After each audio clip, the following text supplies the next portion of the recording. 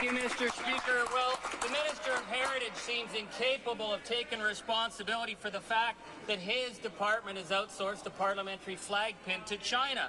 And rather than being accountable to the House, he's subjected us to a whole series of bizarre obfuscations. So let's try this again.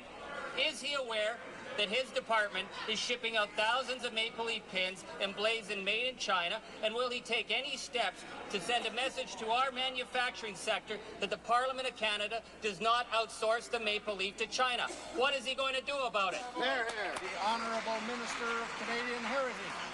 As I've answered this question a number of times, Mr. Speaker, the pins that are purchased by the Department of Public Works have to abide by all of our trade laws in this country, of course. The pins that are sold on Parliament Hill are by the direction of the Board of Internal Economy, and if this member wants to purchase and sell any pin he wants to, he's free to use his MP budget to do it in that regard, Mr. Speaker. But we have purchased the pins on a process that was fair, open, and transparent. Anybody could have applied for it, Mr. Speaker. We've done our job. And if the honourable member would just look at the facts, recognize what's before him, he would recognize that this government has done our job in standing up for Canada.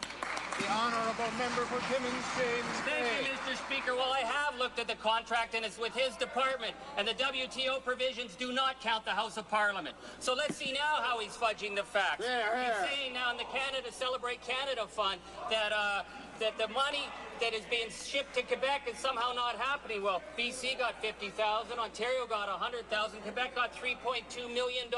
We all want to celebrate Canada, but what we don't want is a minister who refuses to take responsibility for what is happening under his watch. The Honourable Minister of Canadian Heritage. Well, Mr. Speaker, I'm more than proud to take credit for what this government is doing for arts and culture, for Canadian history, and standing up for Canada on Canada Day, Mr. Speaker. Our government is spending more money on arts and culture than any government in Canadian history. With regard to the Celebrate Canada Fund, Mr. Speaker, this is an important fund that supports communities across this country. We've improved the fund from when the Liberals were in government. When the Liberals were in government, 80% of this money went only to Liberal-held ridings. We're making sure that this fund is going to continue to be improved so that money goes across this country on a more equitable basis. And I didn't hear this member complaining when money went to his riding, to Iroquois Falls, to Kirkland Lake, to Mossonee, to Timmins. It all went to his riding. He was happy.